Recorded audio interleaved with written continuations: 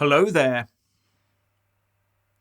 Householders are suffering over energy bills and small business owners are being crushed. But all the government seems to have is borrow, tax and spend.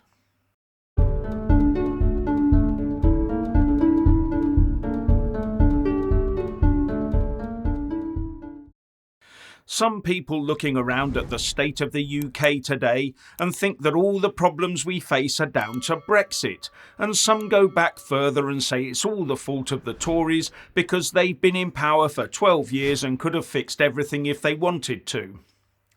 But the real truth is that our decline began decades ago. Here's a couple of examples. The most recently built nuclear reactor, Sizewell B, started construction in 1987 and was commissioned into operation in 1995, nearly 3 decades ago. And once we stopped building them, the nuclear expertise went elsewhere. Since then, the only thing on the energy agenda has been green renewables and shutting down everything else, and completely excluding all thoughts of nuclear until very recently, when realisation began dawning. But as ever, all talk and no action. Except for Boris looking at a new Sizewell C, something that will take at least a decade to build if ever. And right now, even the Japanese, who were hit hard by the Fukushima incident, are once again looking at nuclear, with Bloomberg saying that 7 mothballed reactors could be brought back online next year. Oh, to have that choice.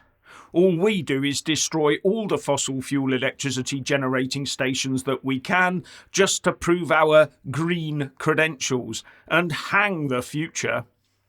And another example of our decades-long decline is that the last reservoir built in the UK came online in 1991, despite a fast-growing population and evidence of droughts. And don't tell me that it's not the Green lobby that has had a large hand in stopping all thought of more reservoirs. And all through this period we've had Labour, a Tory Lib Dem coalition and a full Tory governments, and they are all to blame, with the one common thread being a green thread. They prefer following green EU instructions to ban the dredging of our waterways, so causing annual flooding. And as we slide into severe recession and people suffer, all the government will do is double down on net zero, borrow loads more money, tax who they can get away with taxing, and spend more money on white elephants like HS2, while letting a few pence of it dribble down to help ordinary people.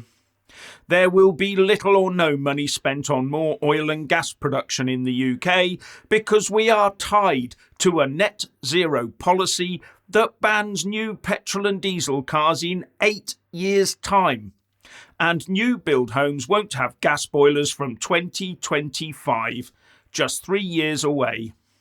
And you won't be able to retrofit a gas boiler because there'll presumably be no gas pipes feeding those houses.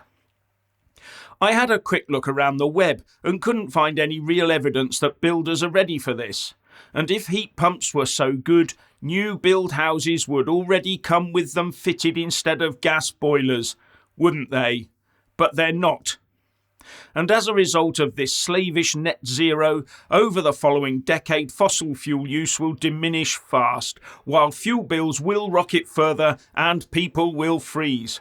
They won't be able to travel and businesses will fail.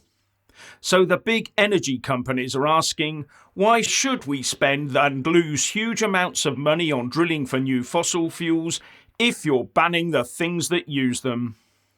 They will want to use those funds to invest in something that will return a profit. And the only profit-making game in town at the moment appears to be something that can attach itself to the Treasury spigots, because the private sector is on the ropes.